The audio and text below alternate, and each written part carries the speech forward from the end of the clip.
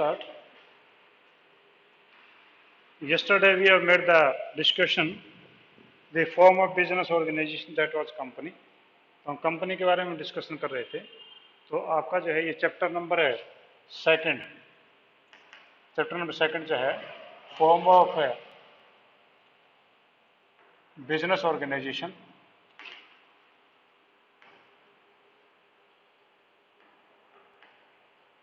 ये हमारा चैप्टर जो चल रहा है इसमें कंपनी के बारे में हमने कल पढ़ा था कि how many type of the companies. The company was of 3 type.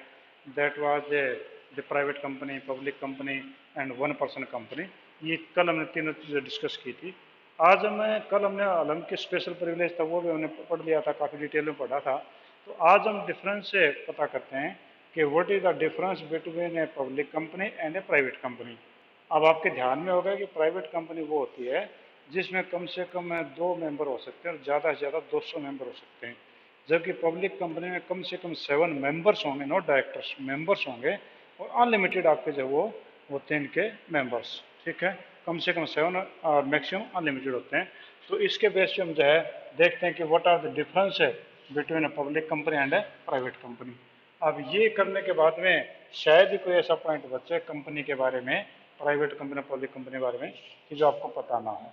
ठीक है, तो डिफरेंस बड़े ध्यान से देखना.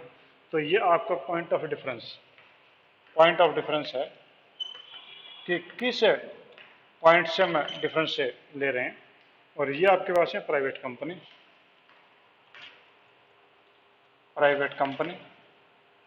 और ये आपकी है पब्लिक कंपनी. ठीक है, हम इसकी बात कर रहे हैं. तो सबसे पहले देखिए, पहला डिफरेंस है नंबर ऑफ मेंबर्स. इसमें कितने मेंबर होंगे? तो प्राइवेट में मैंने अभी आपको बताया था कि मिनिमम 2 होंगे. इसका जो मेंबर है, मिनिमम मेंबर आपके 2 होंगे और मैक्सिमम जो मेंबर होंगे वो आपके 200 होंगे. मिनिमम 2 और मैक्सिमम 200 होंगे. जबकि एक पब्लिक कंपनी के अंदर जो आपके मेंबर होते हैं वो मिनिमम मेंबर जो हैं वो आपके होंगे 7 और मैक्सिमम में उनका कोई लिमिट नहीं, नो लिमिट. आप लाखों करोड़ों कितने भी आपके हो सकते हैं. ठीक है, यानी कम से कम 7 होने चाहिए, बाकी कितने भी आपके हो सकते हैं. तो पहला डिफरेंस ये है. नंबर 2, सेकंड जो डिफरेंस आपका वो कौन सा है कि नंबर ऑफ डायरेक्टर्स. ठीक है, इसके बेस पे कि नंबर ऑफ डायरेक्टर्स कितने होंगे. तो नंबर ऑफ डायरेक्टर इसके अंदर प्राइवेट कंपनी के अंदर मिनिमम 2 होंगे. मिनिमम आपके 2 होंगे जो आपके डायरेक्टर्स नंबर, वो मिनिमम आपके जो 2 होंगे. और आपका क्वारम पूरा करने के लिए, क्वारम का मतलब होता है कि minimum person available in the meeting, वो आपका होता है क्वारम. जैसे हम कई बार नहीं कहते कि क्लासरूम में अगर मान लो कि 50 बच्चे हैं, उसमें से आपके जो है वो केवल 10 ही बच्चे हैं, तो आप कहते हैं कि सर आज क्लास मत लो क्योंकि बच्चे काफ़ी कम हैं. हम कहते नहीं क्लास लेंगे कि सर कम से कम आधी क्लास तो होनी चाहिए. यानी आप ये कह रहे हैं कि कोरम तो कम से कम होना चाहिए 50% का. तो यानी यहाँ पर जो आपका कोरम है, जो मिनिमम जो मेंबर्स हैं वो कितने अवेलेबल होंगे, तो वो आपके मिनिमम जो मेंबर कोरम के लिए वो 2 होने चाहिए. जबकि इसके अंदर मिनिमम 3 आपके होने चाहिए. तो यहाँ पर आपके जो है मिनिमम आपके 3 डायरेक्टर्स होंगे उनका कोरम के लिए. इसमें 2 होंगे, उसमें 3 होंगे. ठीक है जी. नेक्स्ट अब देखिए डिफरेंस क्या है. नेक्स्ट में कि invitation to general public, invitation to public. इसमें नो इन्विटेशन, कोई जनरल पब्लिक को इन्विटेशन नहीं कर सकता. इन्विटेशन का ये नहीं कि खाने पे बुलाना है. इन्विटेशन का मतलब यहाँ पर है कि आप अपने शेयर या डिवेंचर खरीदने के लिए जनरल पब्लिक को इन्विटेशन नहीं दे सकते कि you can't invite them to purchase the capital of the private company. वो आप पब्लिकली नहीं कर सकते. हाँ, आपस में दोस्त कर लो, कोई दिक्कत नहीं है, क्योंकि आप 200 तक जा सकते हैं दोस्तों मिल करके. पर पब्लिकली तो आपके लाखों करोड़ हो जाएंगे, तो वो नहीं है. और इसमें कहता है कि इन्विटेशन आपका जो है आपका कर सकते हैं कि ये आपका कह रहा है कि आपका डज इनवाइट पब्लिक, यानी कैन इनवाइट टू पब्लिक.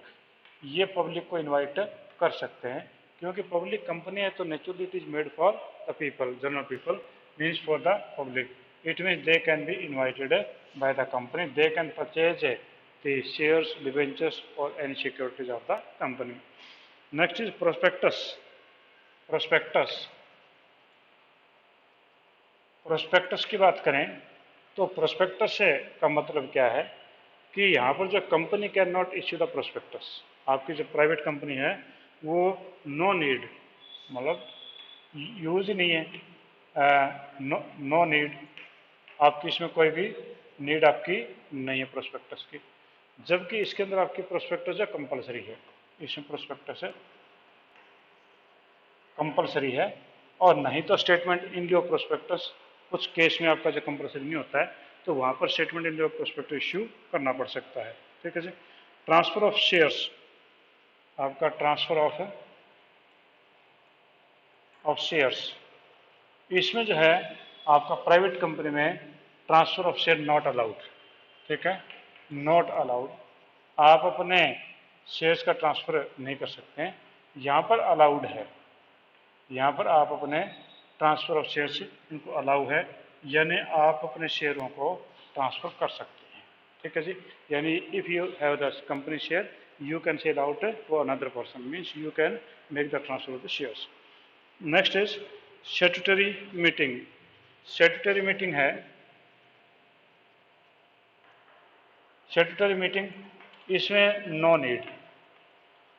एक वैधानिक मीटिंग होती है, स्टैट्यूटरी मीटिंग होती है कि after the completion of the issue the shares और the formation of the company a statutory meeting is called. एक कानूनी जो मीटिंग बुलानी पड़ती है तो इसमें नो नीड, जबकि इसमें आपकी कंपलसरी है. ये आपके कंपलसरी है, इसमें मीटिंग आपको बुलानी पड़ती है क्योंकि ये आम पब्लिक का पैसा आपका लगा हुआ है. ठीक है. Index of members, index of members, index of member, यहाँ पर जो है नो नीड, कोई इंडेक्स ऑफ मेंबर बनाने की जरूरत नहीं है, और यहाँ पर है नीड होती है, मीन्स रिक्वायरमेंट है, क्योंकि ये पब्लिकली है, इसमें लाखों करोड़ों लोग होते हैं मेंबर, तो इसलिए यहाँ पर इंडेक्स बनाना जरूरी है.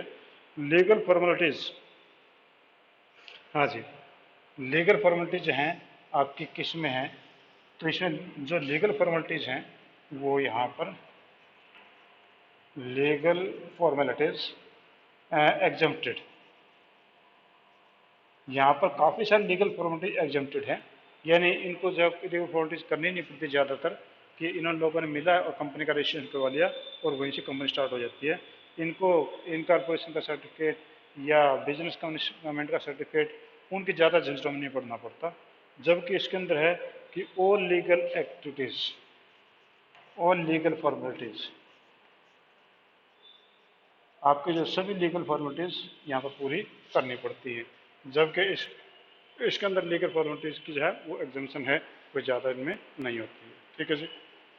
Any point you want to ask, इनमें से कोई ऐसा पॉइंट जो आप पूछना चाह रहे हैं? तो नॉर्मली वैसे कोई ज़्यादा तो नहीं इसमें, क्योंकि कल हमने काफ़ी ज़्यादा डिस्कस इसके बारे में कर लिया था. फिर भी अगर कोई पॉइंट आप पूछना चाहते हैं तो आप मेरे से पूछ सकते हैं. ठीक है, 1 मिनट बेटा होल्ड करना.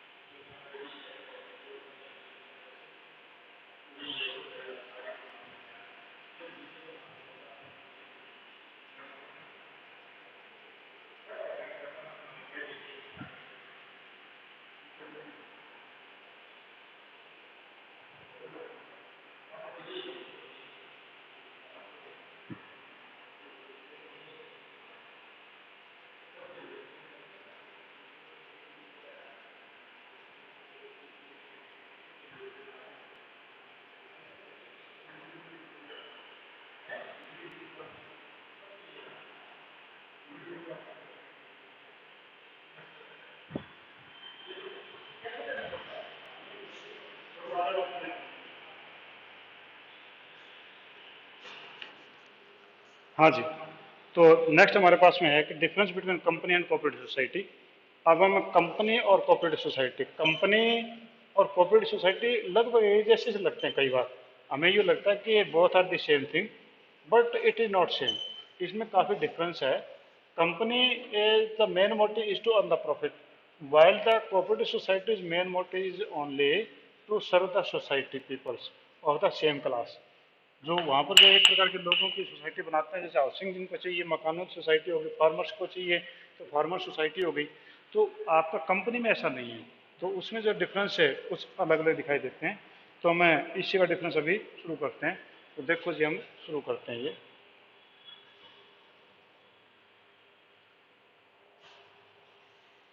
हाँ जी, ये पॉइंट है डिफरेंस के,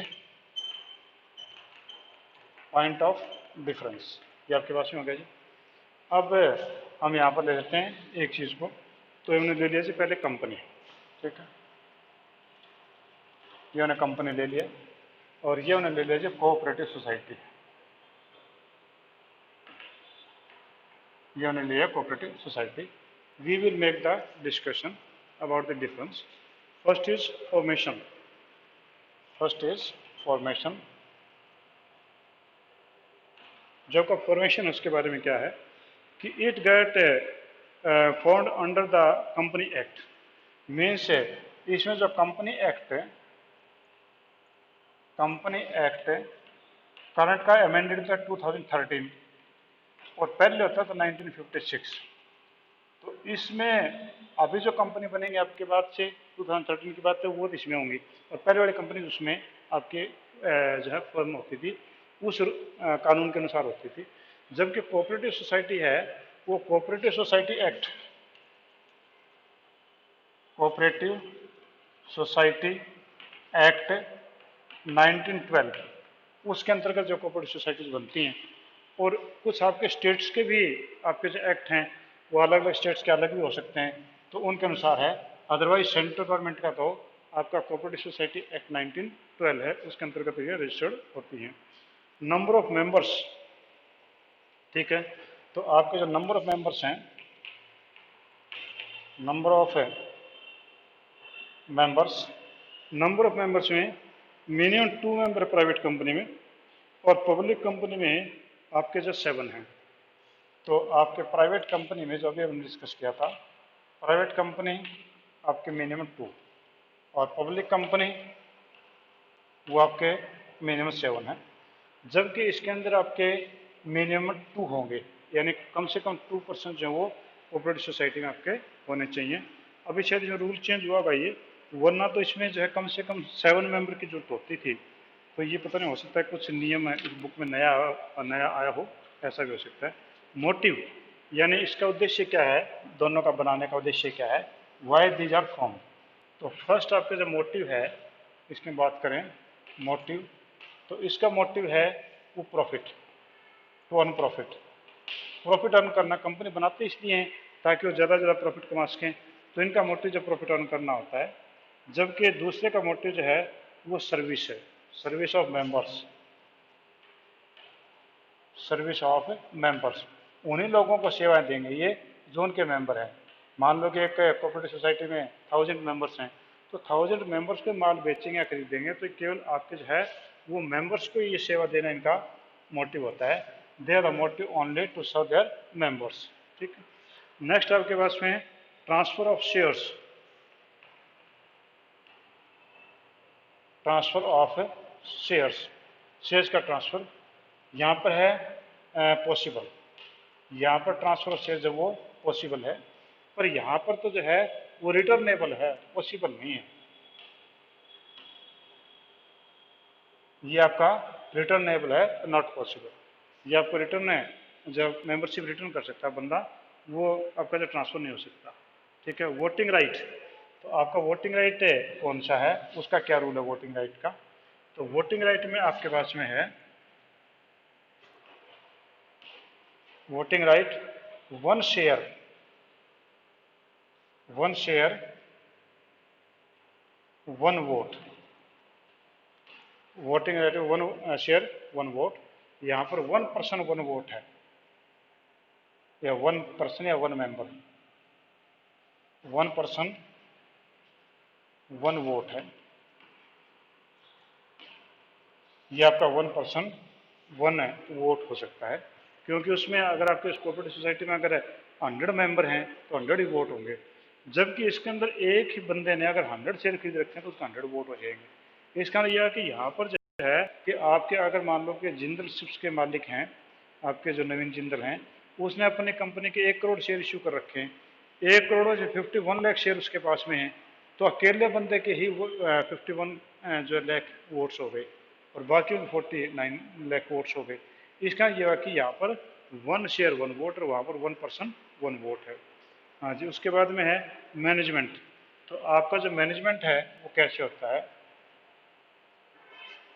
मैनेजमेंट मैनेजमेंट जो है ये बाय प्रोफेशनल्स, बाय प्रोफेशनल्स, ये आपके प्रोफेशनल के द्वारा होता है कि यहाँ पर जो है आपके प्रोफेशनल एमबीए होल्डर्स या दूसरे लोग इनको मैनेज करते हैं, जबकि इसके अंदर जो है ये आपके बाय मेंबर्स है, बाय मेंबर्स, उनके जो मेंबर हैं वो ऑनरी जो काम करते हैं, अवैतनिक बिना पैसे काम करते हैं, या थोड़ा बहुत पैसा ले भी ले तो कोई ज़्यादा नहीं है, नॉर्मल होता है, जबकि इसके अंदर आपके पूरे पेमेंट लेने वाले बंदे आपके होते हैं। ठीक है जी। नेक्स्ट आपके पास में है प्रिविलेज, प्रिविलेज इन फायदे, ठीक है, बेनिफिट बोल देना इसको, बेनिफिट्स इन गवर्नमेंट की तरफ से, इसमें नो बेनिफिट्स, कोई प्रिविलेज नहीं मिलता, जबकि यहाँ पर जो गवर्नमेंट है प्रोवाइड बेनिफिट, प्रोवाइड बेनिफिट, यहाँ पर जो है गवर्नमेंट है काफ़ी बेनिफिट देती है, क्योंकि गवर्नमेंट की main purpose is to serve the people और कोऑपरेटिव सोसाइटी का पर्पज भी क्या है? To serve the people. तो इस प्रकार से यहाँ पर इनका बेनिफिट मिलता है। ठीक है जी। तो ये आपके कंपनी के बीच में और आपकी जो है कोऑपरेटिव सोसाइटी के बीच में डिफरेंस हो गया था। नेक्स्ट एक डिफरेंस और ले लेते हैं, फिर आप बोर हो जाएंगे ज़्यादा। तो difference between company and partnership, आपके पार्टनरशिप और कंपनी में क्या डिफरेंस है, हम उसको ले लेते हैं अभी।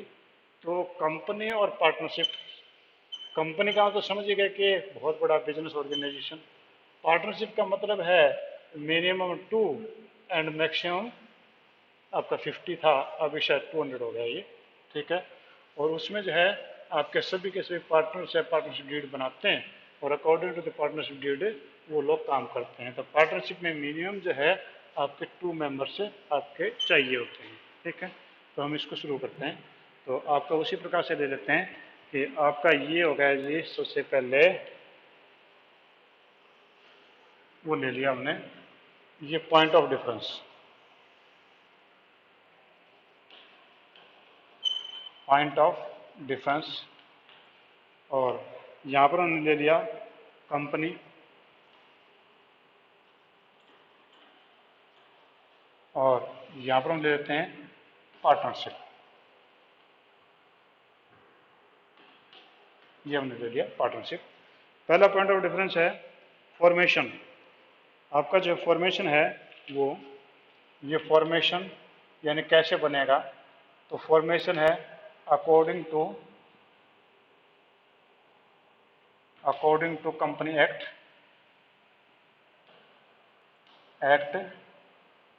2013 या प्रीवियस एक्ट 1956।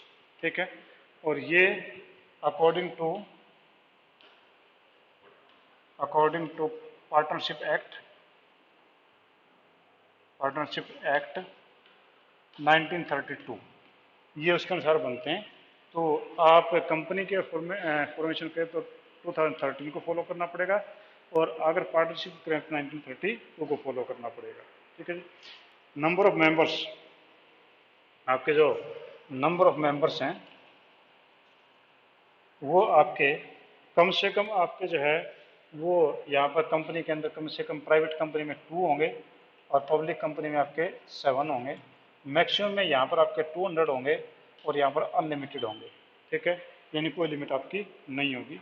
जबकि इसके अंदर जो है आपके पार्टनरशिप में कम से कम 2 मेंबर होंगे और जो मैक्सिमम है वो 50 मेंबर्स आपके हो सकते हैं। ठीक है। ये आपके 50 मेंबर्स मैक्सिमम हो सकते हैं पार्टनरशिप में। नेक्स्ट है कि लायबिलिटी, आपकी जो लायबिलिटी है उसकी बात करें तो लायबिलिटी लायबिलिटी की बात करें तो लायबिलिटी में कहती है liability of the member is limited to the extent of contribution in the share of capital, कि यहाँ पर जो है यानी यूँ कहते लिमिटेड है, सीधी सी बात यही है कि लिमिटेड लायबिलिटी है, लिमिटेड लायबिलिटी होगी, और यहाँ पर आपकी होगी अनलिमिटेड लायबिलिटी,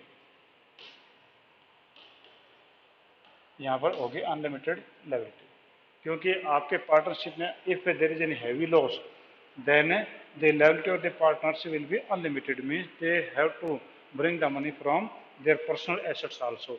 पर यहाँ पर आपकी जो है liability limited है, means the amount they have invested that can be bad debts but nothing more than it. ठीक है. Next is transfer of interest. Transfer of interest इसमें जो है कैन ट्रांसफर, कंपनी में कैन ट्रांसफर, आप अपने shares को या डिबेंचर्स को किसी दूसरे को बेच सकते हैं या उनसे खरीद सकते हैं, इजीली कर सकते हैं, जबकि यहाँ पर जो है नॉट परमिटेड, आपके पार्टनरशिप में नॉट परमिटेड। अगर फिर भी करते हैं तो पार्टनर्स की परमिशन लेनी पड़ेगी दूसरे पार्टनर्स की, कि if they are agree then they can transfer their share. आज मैनेजमेंट, आपका जो मैनेजमेंट है,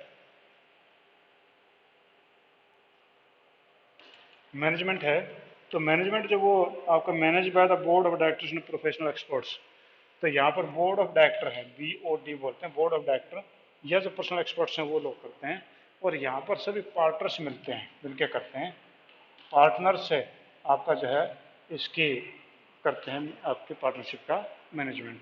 ठीक है। नेक्स्ट आपके पास है म्यूचुअल एजेंसी। म्यूचुअल एजेंसी, ठीक है, यानी आपके एजेंसीशिप, तो ये कहता है कि member is not an agent, यहाँ पर member is not agent, member is not agent, यहाँ पर क्या मीनिंग इसका मैं बताता हूँ आपको, कि मेंबर इज नॉट एजेंट, मान लो कंपनी के जो है 1 लाख है जो मेंबर हैं, तो वो कंपनी के ब्याह पे कोई एग्रीमेंट नहीं कर सकते किसी के पास में, जबकि यहाँ पर जो है अगर मान लो 20 मेंबर्स हैं पार्टनरशिप में, तो 20 पार्टनर्स हैं, तो कोई भी पर्सन जो है कोई एग्रीमेंट करके आ सकता है, तो वो आपका एजेंसी कहलाएगी उसकी, वो आपकी एजेंसी कहलाएगी, कि अगर एक मेंबर ने कोई एग्रीमेंट किया किसी से तो बाकी 19 को मानना पड़ेगा, अगर 19 ने कोई एग्रीमेंट किया तो एक को मानना पड़ेगा। ठीक है, तो ये आपका कहलाता है म्यूचुअल एजेंसी। कंटिन्यूटी और स्टेबिलिटी, ठीक है, कंटिन्यूटी,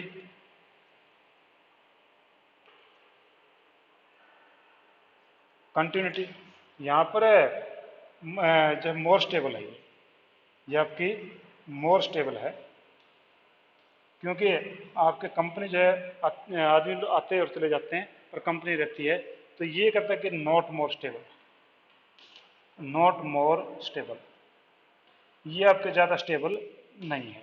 ठीक है, तो ये तो आपके पार्टनरशिप में झगड़ा हो गया, हो सकता है पार्टनरशिप 10वें दिन ही खत्म हो जाए। ठीक है, नेक्स्ट है कि लीगल स्टेटस। ठीक है, तो ये कहता है कि लीगल स्टेटस में ये सेपरेट एंटिटी कहलाती है, सेपरेट एंटिटी है इनकी, और जबकि इसमें नो सेपरेट, एक प्रकार से वैसे हम कह देते हैं कि सेपरेट होता है बिजनेस से, पर सेपरेट नहीं है, क्योंकि लॉस होगा तो इन लोगों को भी पकड़ लेते हैं, तो ये सेपरेट एंटिटी नहीं कहलाएगी। गवर्नड बाय, तो किसके द्वारा संचालित होता है, तो ये तो होता है गवर्नड बाय कंपनी एक्ट 2013, और वो होता है कंपनी एक्ट 1932। ठीक है जी, आज हम इतना ही करते हैं। कोई पॉइंट आप पूछना चाह रहे हैं, anything you want to ask, आप पूछ सकते हैं मेरे से। हाँ जी, कोई बात आपने पूछनी है? हाँ बेटा पूछो, कोई बात पूछनी था आपने मेरे से? नहीं पूछना चाह रहे? मेंबर काफ़ी कम है, केवल 7 ही बंदे हैं आज तो, काफ़ी कम है, शायद हो सकता है कल की तैयारी कर रहा हूँ। चलो ठीक बेटा, thank you, have a nice.